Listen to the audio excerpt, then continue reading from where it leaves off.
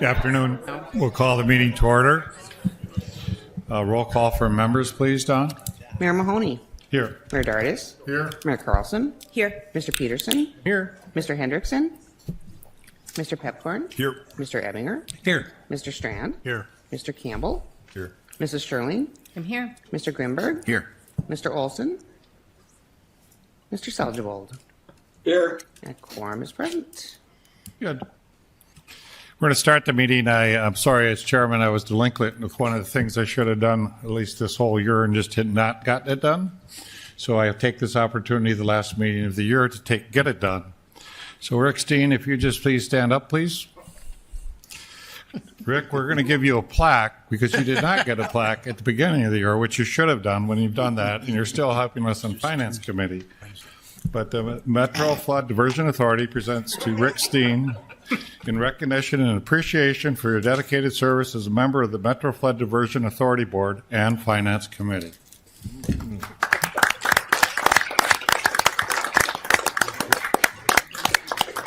Sitting in the box, collecting dust. We all had a good time. Speech. Speech, Rick? He just had mentioned at the Finance Committee meeting breakfast that he never got his plaque, and I said, oh my God, I guess we forgot to get that done, so we did. And it was all in jest. He asked me to rest my plaque. Turn the drawer somewhere is what I said. I expect to find it in an area of prominence in your house, so. Is there a motion to approve the minutes of the November 16, 2023 meeting? So moved. Second. All those in favor say aye. Aye.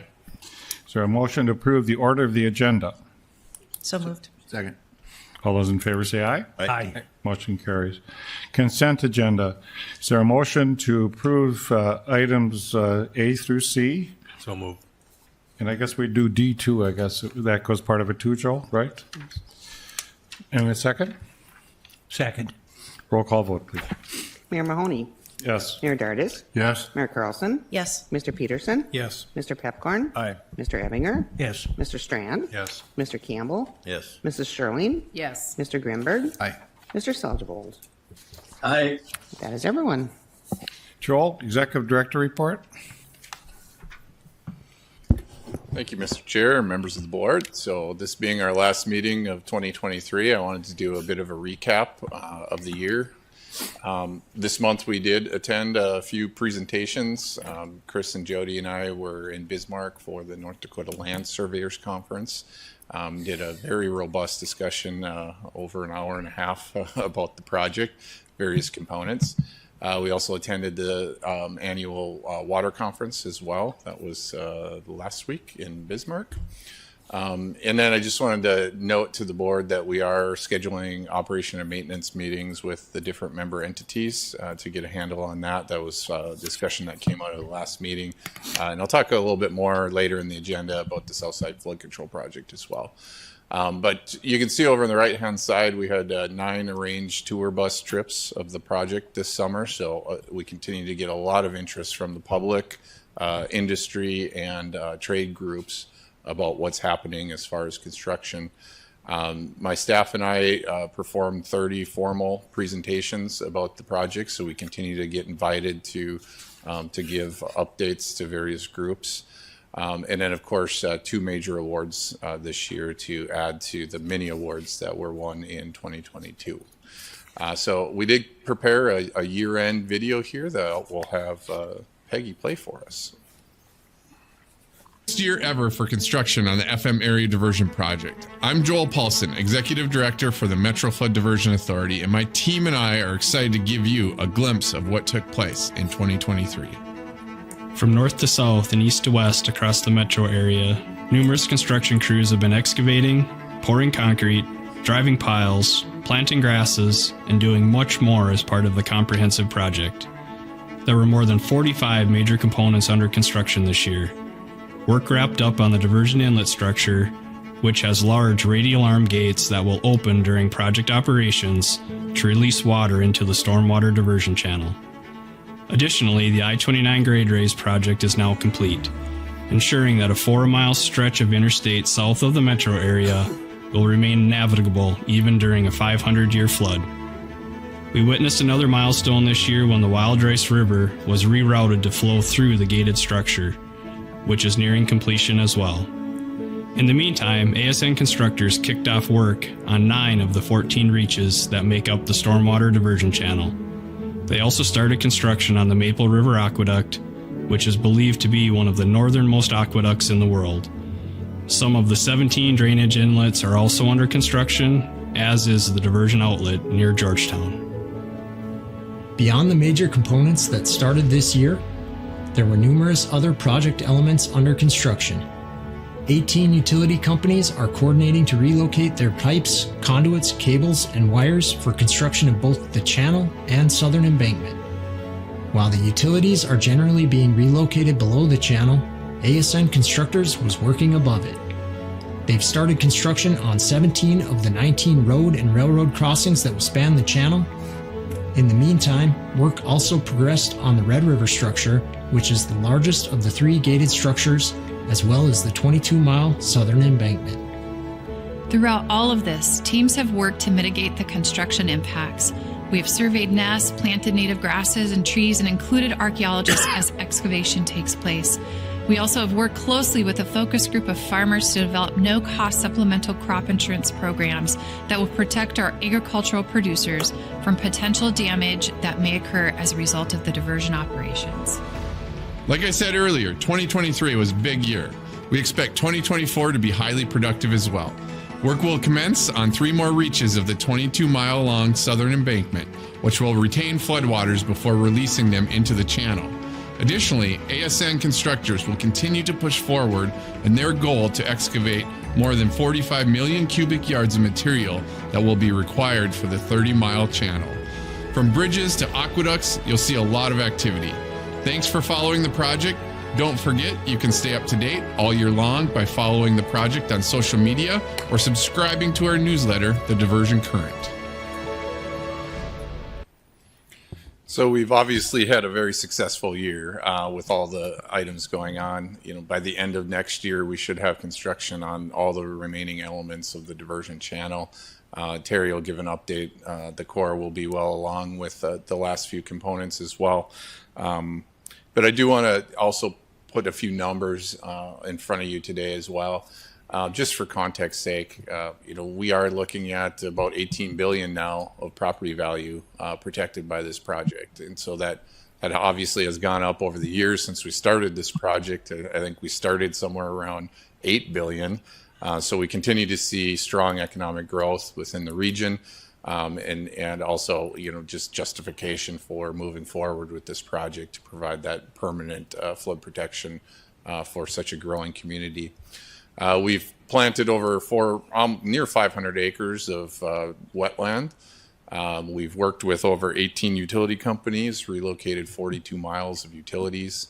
Right now, ASN is sitting at about 101% growth in their employee base. They have also started their apprenticeship program, and we have a number of apprentices learning new crafts and providing new opportunities for younger people and people that are learning the construction trades. Over 8,900 yards of concrete's been poured this year. It's pretty amazing that industry locally can keep up, but they're doing a great job. We have 6 channel crossings under construction. And of course, the city of Fargo has worked on 7 stormwater lift station reconstruction. Toward the bottom of the slide, you can see kind of a barometer that shows us where we're at with various components of the project.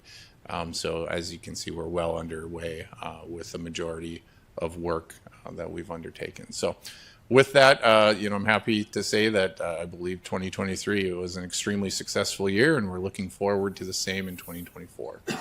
Certainly open for any questions, Mr. Chair, if there are any. Any questions? Very good. Thank you. Let's see if you can double it next year. I take it John Shockley's not here, so no legal report. That's correct.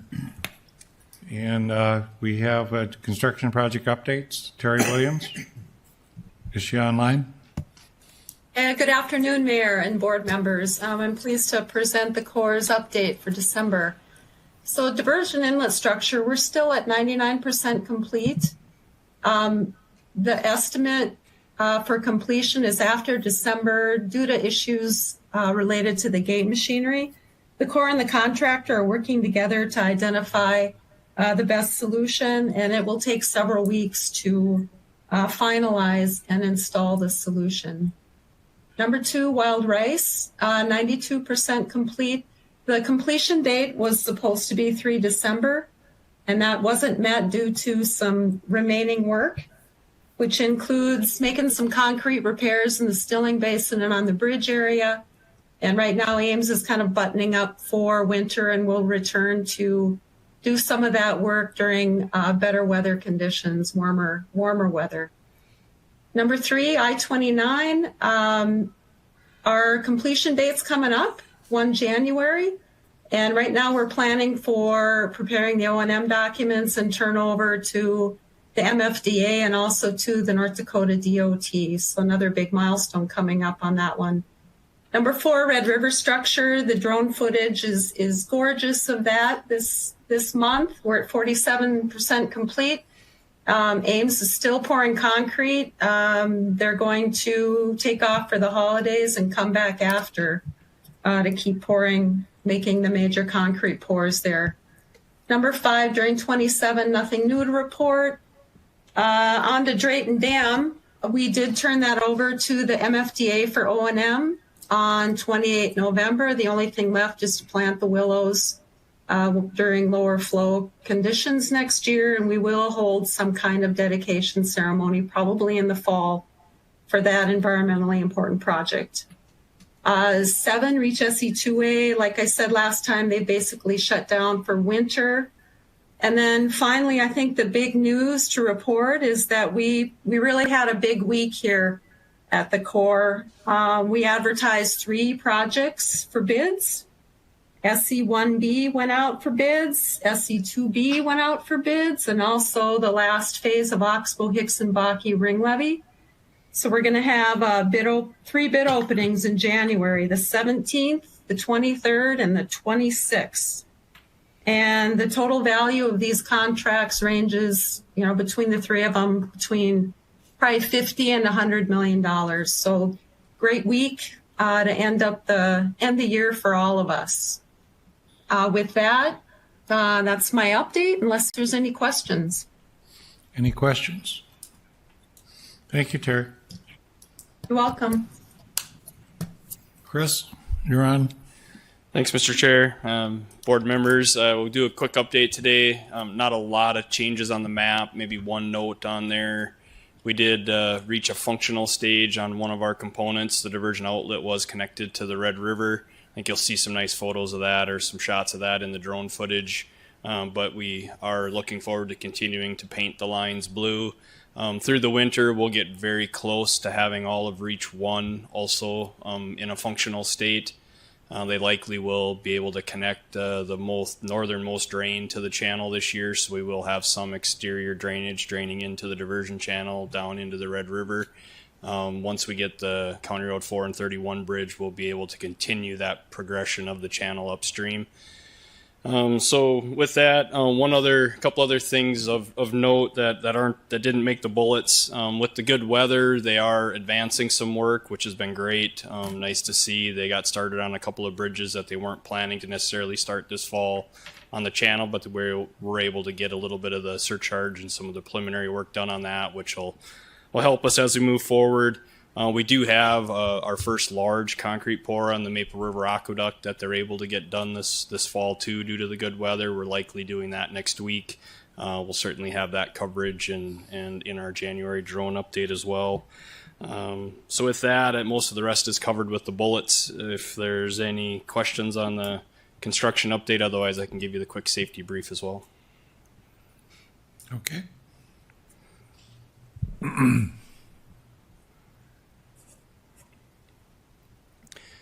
Just a note with the short turn or the earlier meeting, this is October through October safety.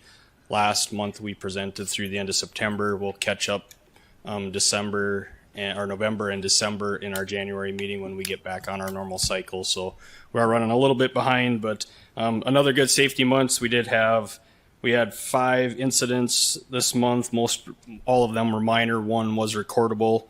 There was a little bit of lost time from a driver who had hit a bump and hurt his back and had to take a little time off. But otherwise, again, all incidents were very minor this month. So we've been looking at a good safety record, and I think I reported this last month, but since Commissioner Strand wasn't here, the ASN did get a safety award from AGC this year. I did share that with them in an email, but I just wanted to announce that again, that was awarded here at the AGC banquet here this within the last week or so. So if there's any questions on the safety update, otherwise we can step into the drone footage as well.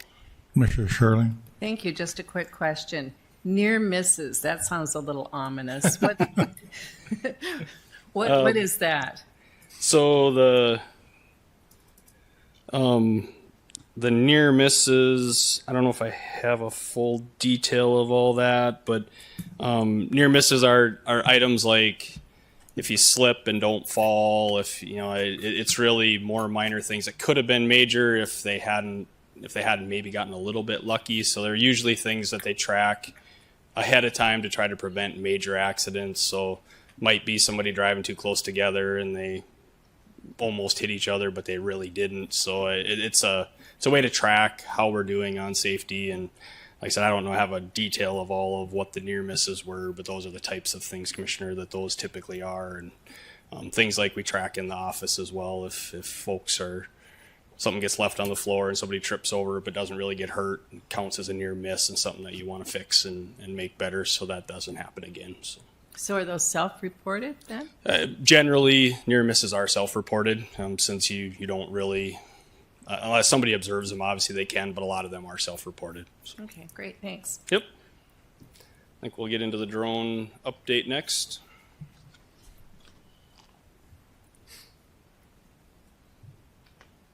Hi, I'm Tom Fuchs, the Senior Construction Manager for the Metro Flood Diversion Authority, with your December construction update. While work is coming to an end on the diversion inlet structure and the Wild Rice River structure, construction on the third and largest of the 3 structures, the Red River structure, continues. Work on this one didn't begin until last year. Now, Ames Construction, the U.S. Army Corps of Engineers contractor building it, has progressed to pouring the concrete piers, stilling basin walls, and downstream retaining walls. The entire structure will need 72,000 cubic yards of concrete, and just over 33,000 cubic yards of that was poured this year. For perspective, that amount would fill the Lincoln Memorial Reflecting Pool in Washington, D.C. Due to our winter conditions in this region, work on the project will be paused for the next few months, resuming in March. Over at the Stormwater Diversion Channel, though, work continues 24/7 and will through the winter. In the last month, ASN constructors completed a temporary bypass at the County Road 22 crossing, including a small diversion of the lower Rush River through the worksite. Structural excavation is now underway for bridge construction, and multiple crews are excavating the main channel in reaches 4 and 5, which are about 3 miles east of Prosper, North Dakota. Just a couple miles west of the FM Metro and south of I-94, crews are driving H-PALs for the 38th Street West Crossing, another of the channel's 19 road and railroad crossings. All the way north at the diversion outlet west of Georgetown, Minnesota, ASN Constructors has removed the cofferdam, establishing a permanent connection between the diversion channel and the Red River, and will continue placing the remaining riprap and boulder weirs. Also in this area, with the permanent closure of County Road 31 and traffic detoured to a newly constructed road alignment last month, crews are now excavating the Drain 29 inlet and remaining portions of the main channel where it crosses County Road 31. The recent progress in this area, where just 16 months ago the diversion channel groundbreaking ceremony took place, marks the first permanent functional segment in terms of drainage at the channel's downstream end. 30 miles away at the channel's upstream end, progress is happening as well. ASN is using horizontal directional drilling to relocate water lines safely below the channel alignment, and thanks to the warmer than average weather, crews are building surcharge embankments at the County Road 1617 crossing near the diversion inlet structure where the channel and the southern embankment meet. Thanks for following along with our progress this year. It's been our biggest year yet for FM area diversion construction, and it wouldn't be possible without the community support and the many dedicated people working to deliver permanent flood protection as quickly as possible.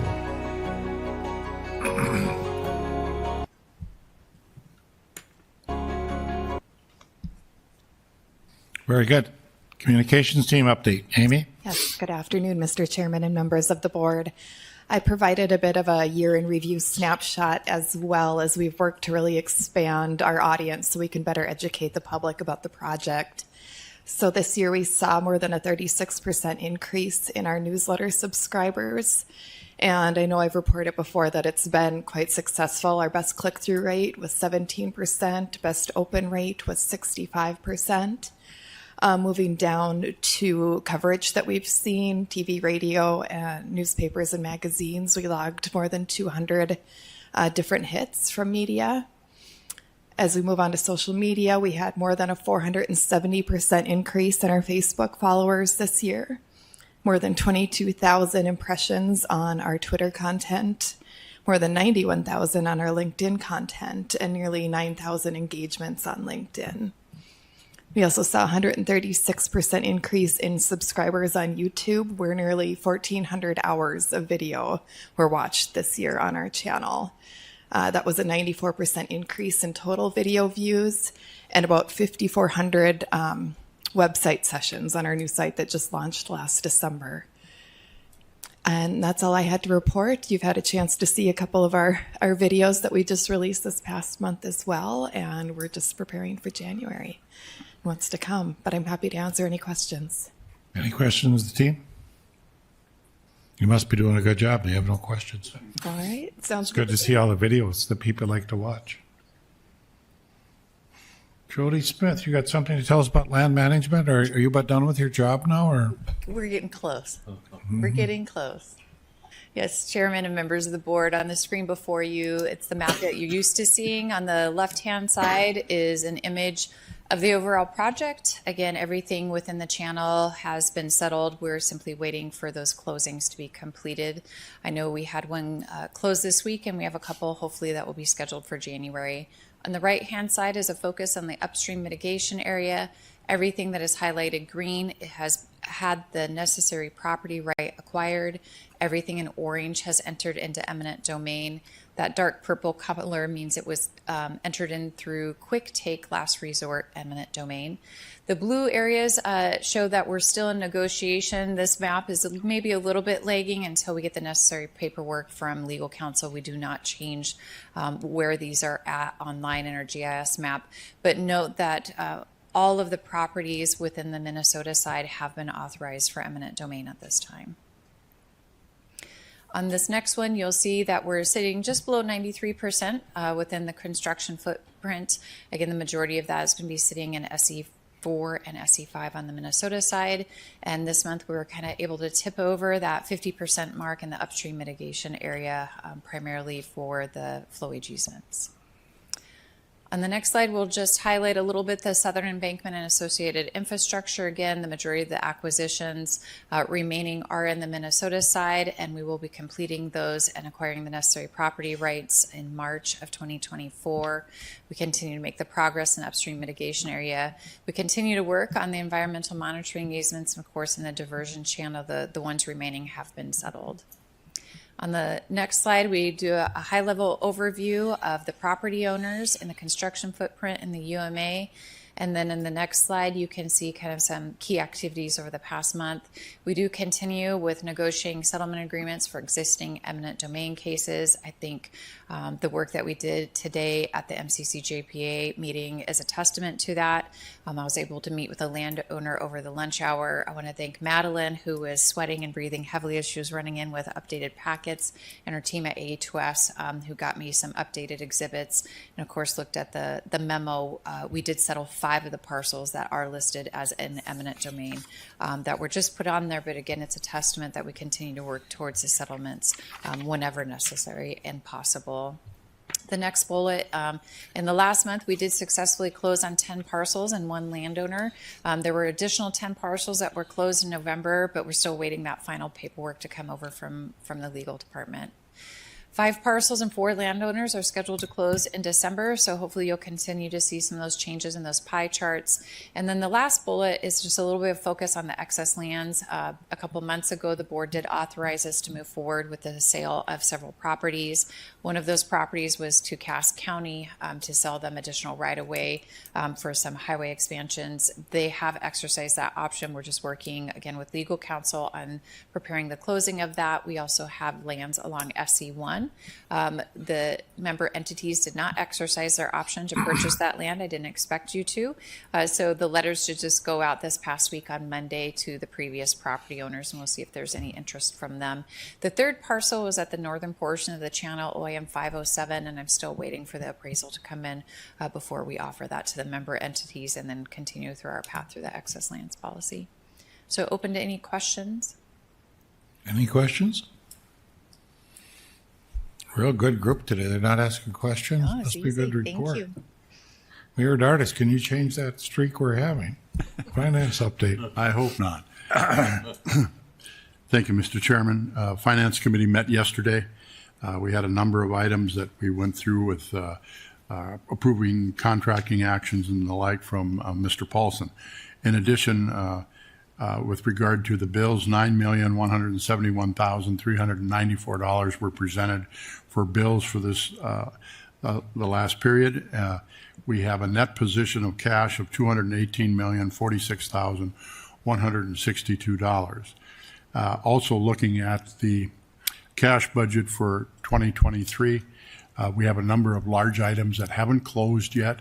So when one looks at where we're at year to date in 2023, there's going to be a carryover. There's a number of projects that haven't completed. And as of yesterday's report, that is $103,185,015.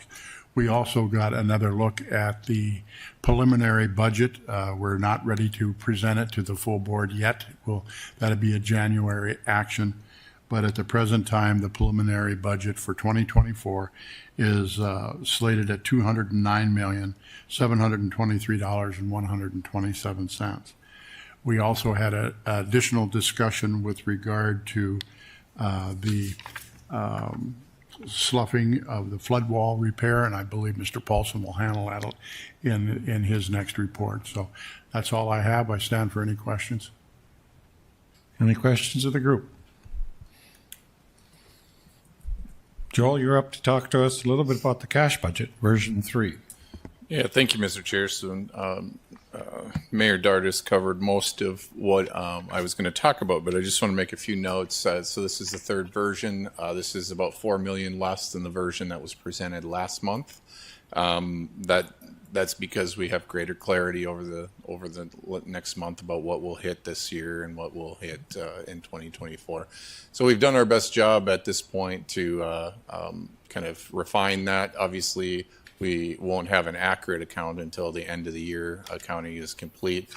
So that discussion was had at Finance Committee. So I think Finance Committee's was in agreement that we would look to adopt the 2024 cash budget at our January regular meeting. So that's about all I have to talk about on that, but I'm certainly available if there's any questions from the board members on the draft 2024 cash budget. Any questions? Smooth, Mary. Smooth. Next item. South University flood wall repair. Joel? Yeah, thank you, Mayor. So yes, I just wanted to do this for your information. We were not prepared to bring this back to the board this month, but we should be next month. So just wanted to update the board. There were 2 requests. One was to have us look into the insurance on whether the city's insurance applied to this component.